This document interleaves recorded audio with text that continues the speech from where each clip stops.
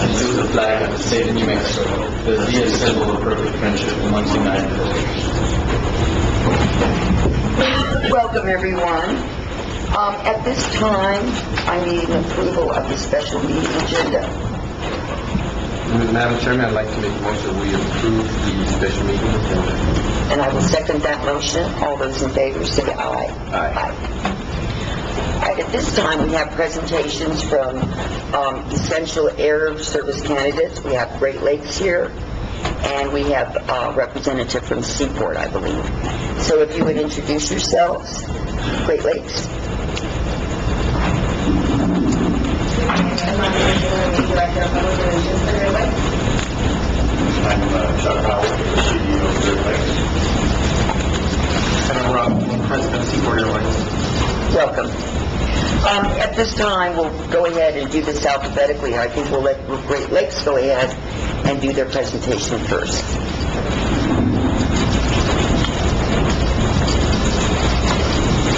Thank you very much.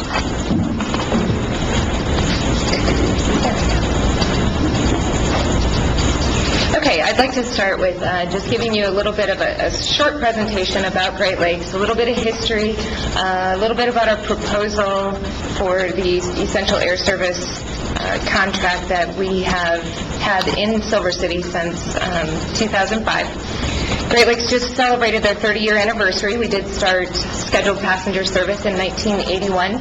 Currently, we have over 1,200 employees. We serve 48 cities in 14 states. Of those 48 cities, 6 of those are hubs, which would be like Denver, Phoenix, Los Angeles.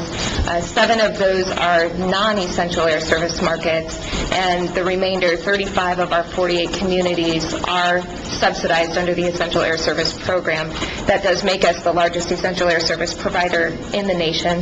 We do have a niche in the essential air service arena. Okay. We have 2 types of aircraft in our fleet. We have the Beechcraft 1900, which is a 19-passenger turboprop. We have 28 of those aircraft in our fleet. We also have 6 of our Embraer Brasilia, which is a 30-passenger turboprop that has a flight attendant as well. Great Lakes does have a unique business model in that we have what's called a code share partnership with both United and Frontier, and that allows us to carry the United Airlines code and the Frontier Airlines code in most of the cities that we serve.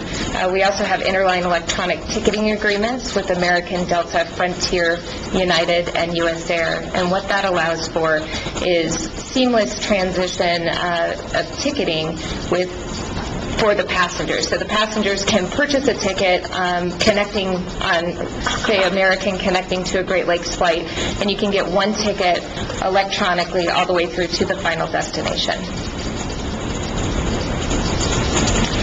This just gives you an idea of our route map. We go as far west as California and as far east as Michigan right now. I'd like to talk just a little bit about marketing and what we do in the communities that we serve. When we look at the first circle up there talking about advertising, we do like to partner with our communities and offer things that bigger airlines can't necessarily do in the small communities. Our in-flight magazine is focused on all the small communities that we serve. So there's an opportunity for businesses or the community itself to purchase advertising in the in-flight magazine or on our ticket jackets. We also do a flying billboard, per se, where communities can show off what they have by purchasing a decal that goes on the tail of our aircraft that goes throughout all of the communities that we serve. Public relations-wise, we do a lot of personal visits to the cities that we serve and try to address any concerns people might have and just basically educate folks on the service that we have. We also do an annual Flying for Food campaign, which is going on actually right now through the month of September by bringing any type of non-perishable item out to the airport and dropping it off at the Great Lakes counter. You can register to win a round-trip ticket right now between Silver City and Albuquerque, and that goes to benefit the Lion's Den here in Silver City. Sponsorships, we do a lot of donations. Oops. Can you hit that back button? Thank you. We do a lot of donations of tickets to events. If there's any specific event that's going on in the city and we're contacted, we will donate some round-trip tickets for that. We also do, we're probably the largest Chamber of Commerce member, we feel, because we are members of every Chamber of Commerce that, of the cities that we serve. Okay, thank you. And the age-old question of how the heck do you purchase a ticket on Great Lakes? In this newfound world of trying to give customers the ability to find us wherever they go, it actually gets a little confusing because we're not affiliated with one specific airline. You do have a lot of options to be able to purchase tickets. Oftentimes, the sum of two locals is the best way to go as far as pricing-wise, and that means just going onto the Great Lakes website, which is where our lowest fares are available, purchasing your ticket from Silver City to Albuquerque, and then jumping on to, say, American Airlines if you're going to Dallas, and purchasing a ticket from Albuquerque on down to Dallas. You merge those two prices together, and that oftentimes will give you the lowest fare. You also have the opportunity to go on to United, Frontier, American websites. And when we start serving either Phoenix or Denver in the upcoming months, if we're reselected, you will also be able to go on to Delta's website and purchase tickets directly through there as well. Our flights will show up when you're in connection with one of those carriers. You can purchase the ticket directly via their websites. Internet booking engines is often a good tool to address where is the cheapest price, and it will basically do the work for you of a travel agent without the personal service, and oftentimes there is a fee involved as well. But going on to like Orbitz or Cheap Tickets, Kayak.com, those are all the internet booking engines. Just plugging in Silver City to wherever your final destination is, and that will pull up. And always using the local travel agent, you do get the personal service, and they can do all that work for you. I do have one question. Sure. So, will you still be able to go out to the airport and purchase tickets at the airport? We don't encourage that, but we don't discourage that either. Our station personnel are there for operational and to work flights and that, but if somebody shows up, we're not going to turn them away either. We would rather they go to our website or call our 800 reservations line to do their ticket that way, but we're not going to not give them customer service if they go out there. You can have one more time. This is just going to show you I'm going to give you a little bit of information about the Phoenix airport. It goes into a lot of statistics and that, so it's kind of boring stuff. But in comparison to Albuquerque, Albuquerque is a great hub for interstate service, but it doesn't have a lot of connecting opportunities. Phoenix and Denver both have great connecting opportunities there. Should we choose to go on to Phoenix or Denver, however the scheduling plays out if we're reselected. Phoenix is actually the ninth busiest airport in the U.S. with over 1,000 daily flights, nearly 1,000 daily flights and over 100 destinations worldwide. And they are the largest commercial air service airports in the Southwest. And the next slide will just show the airport itself and give you an idea. It's very hard to read. I couldn't find a good map of the Phoenix airport. There's 3 separate terminals, Terminal 2, 3, and 4. They didn't build a Terminal 1 for whatever reason. Great Lakes flies into Terminal 2, and United, our partner there, also flies into Terminal 2, and then our other partner, Frontier, flies into Terminal 3. There's a busing system that gets you from terminal to terminal, and it's a fairly easy airport to navigate. And that's really it. I'm going to open it up to questions if you have any, and let Chuck answer all the hard ones here.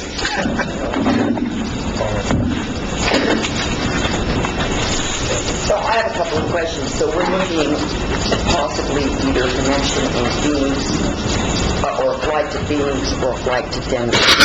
Is that correct? Yes, ma'am.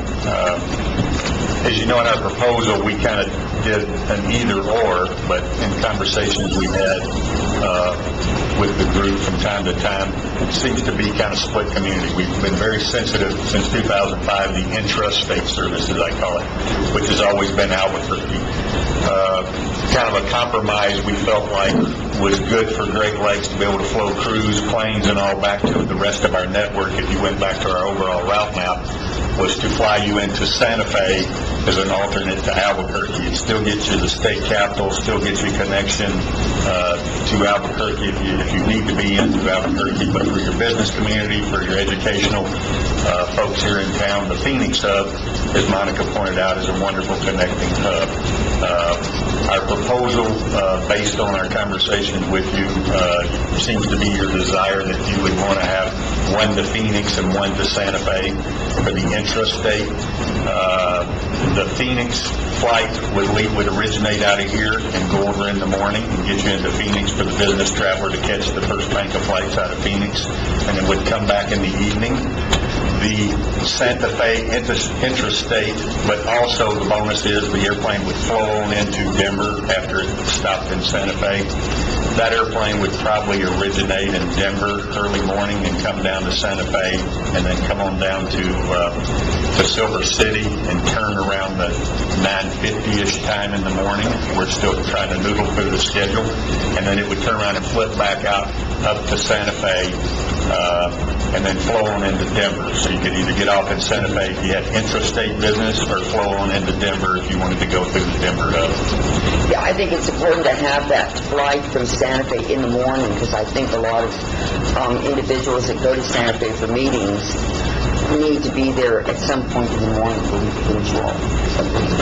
I agree, but back when Mesa was there, I know this was way back, we used to fly into Denver, but before we went to Denver, we'd go to Albuquerque, then Santa Fe, then Denver.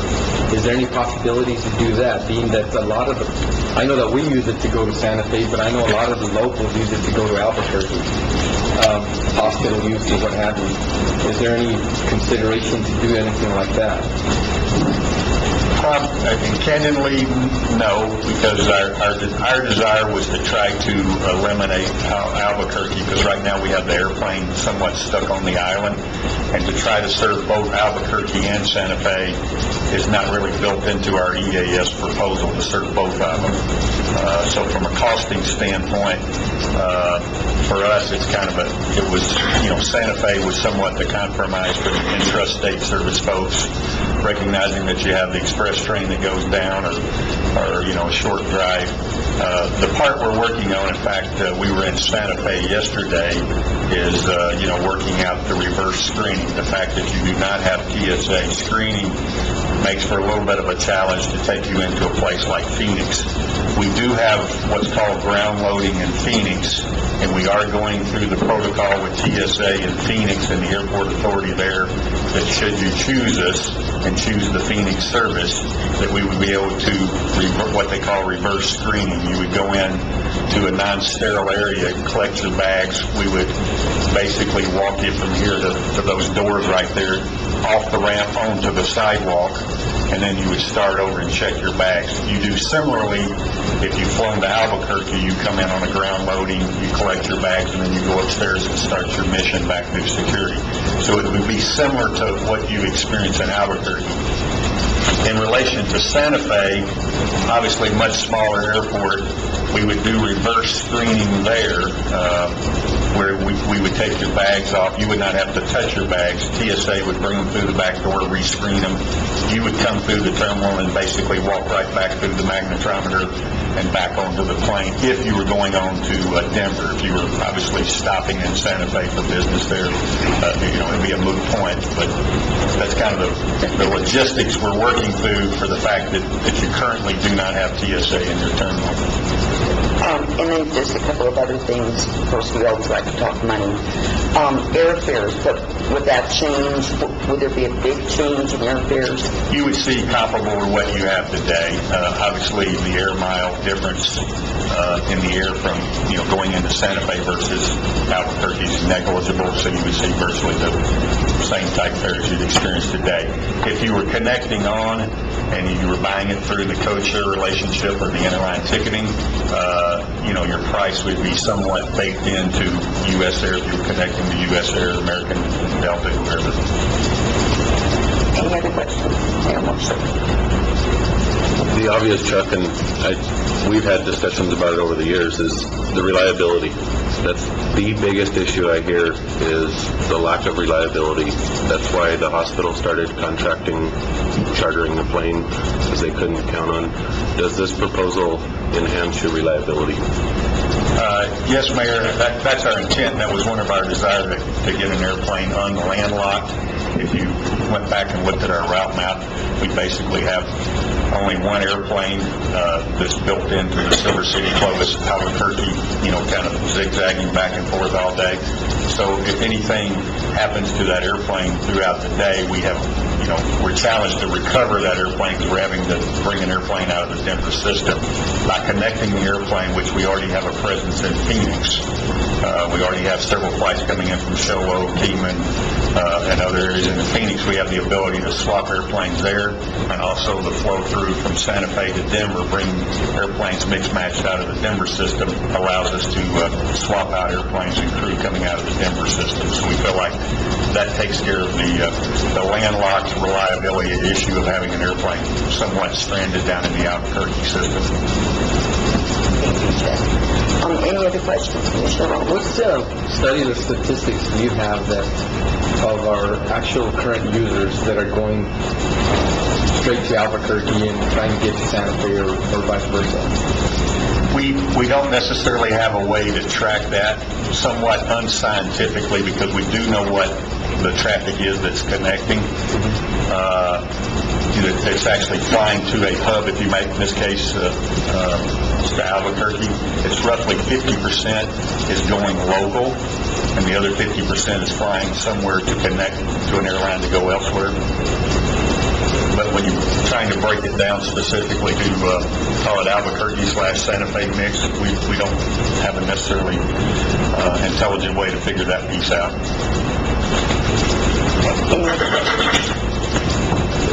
Thank you very much. Thank you. We now have a representative from Seaport here. Thank you for the opportunity to present Seaport to you. If you wouldn't mind pulling out this packet out of the materials there. Thank you.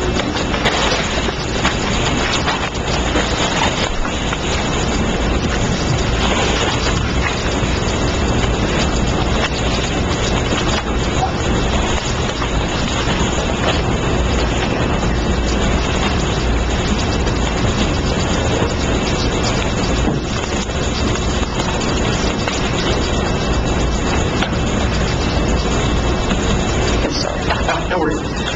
So Seaport Airlines has been around a long time. We were founded in 1982, so we've got over 30 years of experience. Main headquarters in Portland, Oregon. We have 175 employees, doing 90 departures a day, and we are one of the larger providers of essential air service in the country. Currently, we have a fleet of 14 aircraft. Can you speak closer to the mic? I'm sorry, I'm a little weak right now. Yes, much better. Perfect, thank you.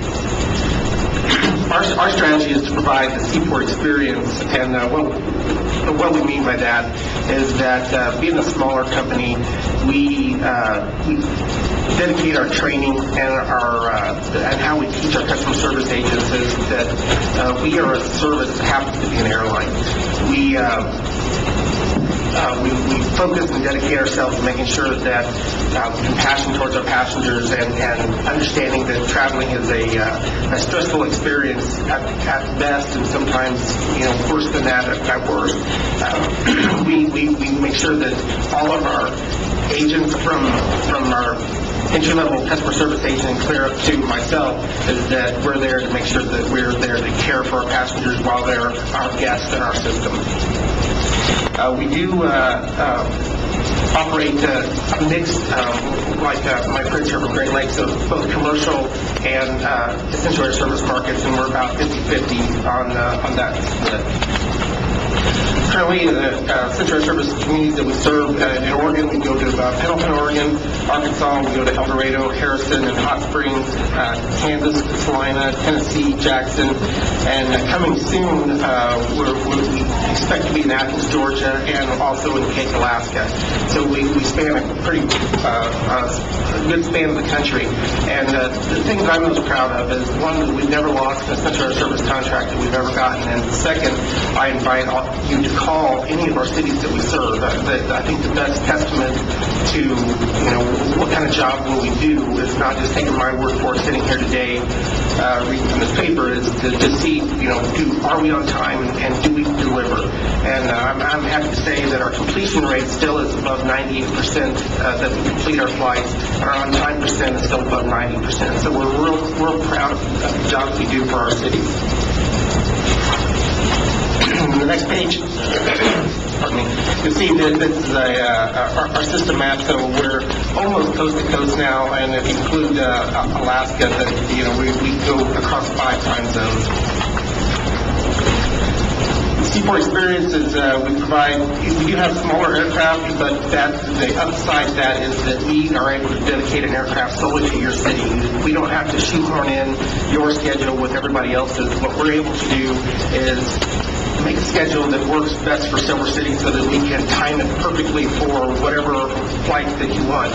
And along with that, we're able to adjust it for you, because since that aircraft is going to be dedicated solely to your city, if you come to us and say that you want a slightly different schedule, we're able to accommodate those.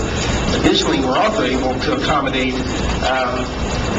different cities. If you say we want to fly to a city other than Albuquerque that's in our proposal, we've been able to do that for other cities as well. We're just like my friends here at Great Lakes, that where our flights are also globally distributed. You can go on any online travel agency or with Expedia, Travelocity to purchase our tickets. We do have an airline. I apologize. We do have an airline agreement with U.S. Airways, and we're about to activate an airline agreement with Alaska Airlines, hopefully September 20th. We fly the Cessna Caravan. We're real proud that it's American-made. It's been in production since 1982. There's been over 2,000 of them made. It's a very reliable aircraft, and it also is very accommodating for baggage. So we're able to take 100 pounds of bags for every passenger and accommodate a full plane plus all that baggage. We do, on this same page, we have offered an alternate aircraft in the piston twin. We don't recommend that. We only offer that because that's the way the current legislation is currently written, that it kind of favors twin-engine aircraft, although, there's really no statistical advantage for that. But we will provide that aircraft if the city so chooses. I would like to speak briefly to the safety of the single-engine aircraft. Some people have a built-in prejudice that if it has one engine, it's somehow less safe or less reliable. Statistically, that's just not true. If you compare it to other turboprops, the graph on page 8 will show that not only is the singles are safer than statistically twins are, but the Cessna Caravan specifically has the best safety record out there, and it has just a phenomenal safety record. And now, I would like to also point out that there's no way to separate out private flyers from commercial flyers, and anytime you have air carrier training and air carrier experience, it's far safer than just the population at large that goes and buys an aircraft. So this is including everybody that's just a private individual that operates the Cessna Caravan, and it's still one of the safest airframes out there. Specifically, our proposal for Silver City is 3 flights a day to Albuquerque, the hub that you've grown to know and appreciate. We're a big believer in frequency is what will drive the market, and we believe 3 flights a day is going to be far superior than 2 flights a day to those alternate hubs.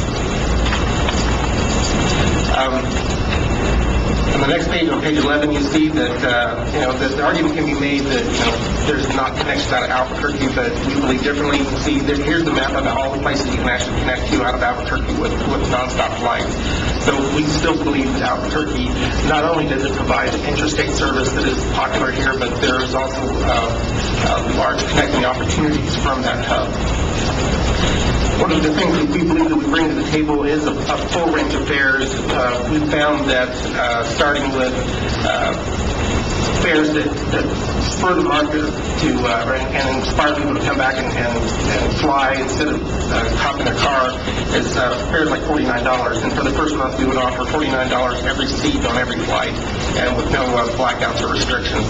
But if you go to our website, you can see in our Essential Air Service markets that we have low fares consistently, and we maintain, so it's not just a flash in the pan that you're going to see this and that's going to disappear. If you go to our website right now, you'll find fares in Jackson, Tennessee of $29. So we believe that, as being a provider of essential air service and using federal money to provide service to your city, it's our obligation to make sure we maintain low fares. Our marketing, we're real proud that when we move into a city, that we become partners with that city. We do things like if pets fly for free. We always have an October Fair special.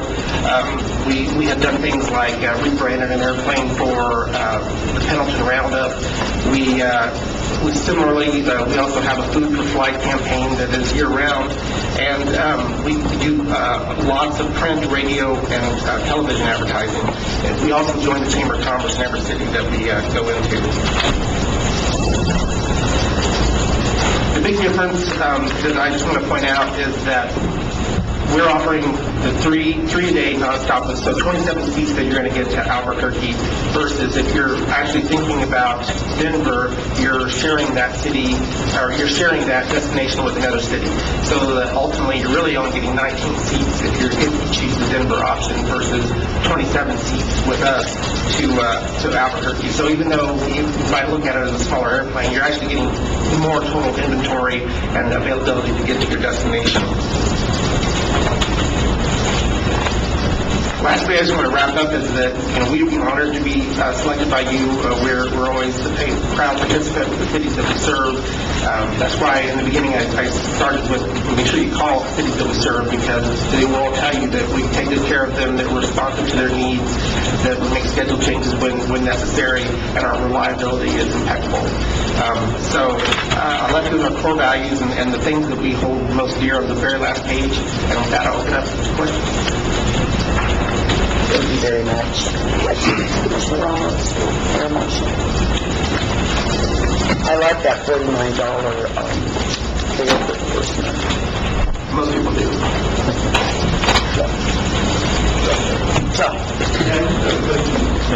So I'm clear, is I noticed in your proposal you say as of August 2012, Albuquerque offers an average of 10,455 seats and 94 departures. Is that 94 departures a day out of Albuquerque? It's not in your little presentation, it's in your proposal that you sent that you gave us in your packet. Yeah, I don't have that one memorized. I presume so, but I don't know for sure. Okay. And because the one thing I know, like in Phoenix or Denver, I think it's like 100 departures an hour or something like that. It's like a greater, and I was just wanting the commission to know, because we're looking at Phoenix and Albuquerque, you have 94, and I believe that's a day for Albuquerque, because it's a very small hub. There's 94 departures a day connecting flights out of Albuquerque in a day. And out of Phoenix or Denver, there's 100 plus an hour going to places. So they're larger hubs. Phoenix and Denver, not necessarily the difference in the aircraft. They don't cause that. It's just the hub, whether you're going into a larger hub or to Albuquerque. And that's some of the reason I think why Essential Air Services tried to get away from Albuquerque itself as the stopping point, because it doesn't offer a lot for the air carrier to transfer people on to other flights, and it doesn't offer a lot for the people in options-wise. I know, speaking with Mr. Kelly, when he was a commissioner and he traveled for Sears, a lot of times he would have to fly in the day before, stay the night, and catch the flight the next morning, because there's not a lot of flights coming into Silver to match up with, or to Albuquerque to match up with the flights coming down to Silver. So the 3 a day is a little better deal, but going into a bigger hub, you can match up to the flights easier coming back to Silver City. I think each service has definite benefits. It's really a call. I think at this point, and thank all of you for your presentations, I think at this point of time, I'm going to open it up for comments or questions from people in the audience. And if you would just come to the podium and state your name.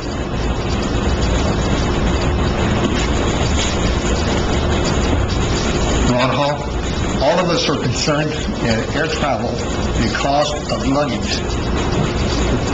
Is there a fee that you're going to be charging for luggage?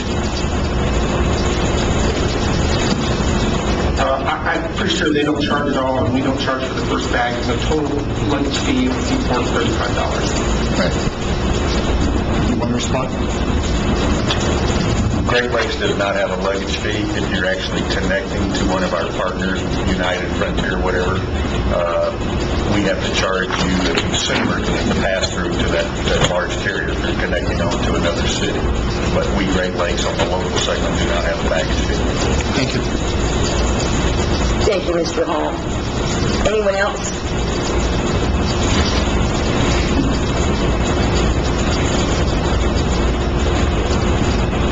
Hello. I just wanted to let you know that through the Healy EDA, we did airline survey of folks that use Essential Air Service out of Silver City, and we had a pretty good response. There were a lot of people who said that they travel all over the world who live here, and they usually have to drive to a major city to fly out. Because Great Lakes has not been so reliable at times, that a lot of people will not fly out on Great Lakes because they're not able to connect with their flights, and so they usually have to drive to the cities to fly out. There are a lot of people who mentioned that they didn't care if they went to Albuquerque or not, that they would rather go. Actually, Phoenix was the #1 town that they had, or city that they had identified as a major hub that they would like to fly out of, and also Denver was also one of those. But there were handful of people that said that they had to get to Albuquerque. It was essential that they needed to get to Albuquerque on a regular basis. So that was very important as well, and that's just information that I wanted to share with you. Have you tabulated those results, or We have. could we get copies of those? You betcha. Please. Thank you, Arlene. Anyone else? Again, I thank all of our representatives here today, and you've given us some great information, and we appreciate that. And thank you all for attending our meeting. At this time, I would ask for an adjournment. So moved. And I'll second that. All those in favor? Aye. Aye. Give you a gavel.